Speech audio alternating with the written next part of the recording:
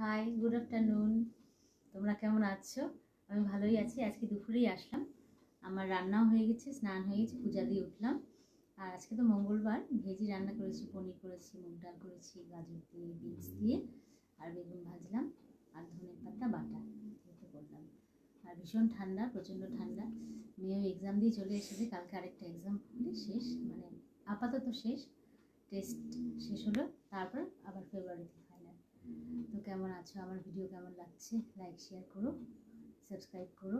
ওকে, মার খাওয়া হয়ে গেছে, মা শুয়ে আছে, আর প্রচণ্ড ঠান্ডা লাগছে আমারও।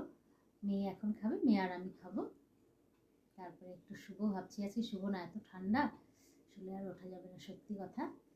তো তোমরা ভালো থাকো, আমি বিকালে আবার সন্ধ্যাবেলায় আবার আসবো। ওকে, হাই, গুড ইভিনিং। কী করছো? আমি একটু চা খাচ্ছি এখন, প্রচণ্ড ঠান্ডা লাগছে, প্রচণ্ড। চায়ের কাপটা গরম তো, তাও ধরে একটু আরাম লাগছে, একটু গরম লাগছে হাতটা। তো এখন আমি চা করলাম, মাকেও চা দিলাম, আমি একটু খাচ্ছি, আর মেয়ে পড়াশোনা করছে। তারপরে দোকান যাবো, মেয়ের জন্য চিপস নিয়ে আসবো। আর রাত্রে ভাত চাল বসানো দেরি আছে, খুব ঠান্ডা পড়ছে খুব। আর এই রবিবার 12ই জানুয়ারি আমার মেয়ের জন্মদিন, সত্যি খুব মানে আনন্দের খবর খুবই। তার সাথে আমার বাবারও জন্মদিন সেদিন। বাবা যদিও নেই, 3 বছর হলো বাবা চলে গেছে।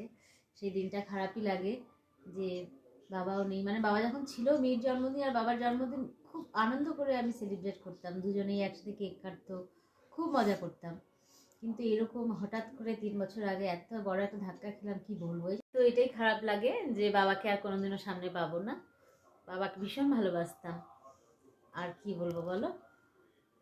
তো মেয়ের জন্মদিন সেদিন ভালোভাবে সেলিব্রেট করব, তোমাদের সামনে আসবো, ঠিক আছে? তো পরে আমি আবার আসছি। ওকে, চলে আসলাম রান্নাঘরের কাজ নিয়ে, রাতের কাজ নিয়ে।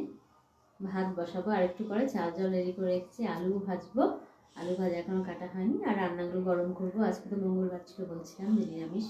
ডাল আছে, পনির আছে, বেগুন ভাজা নেই, আর আলুটা ভাজবো এখন।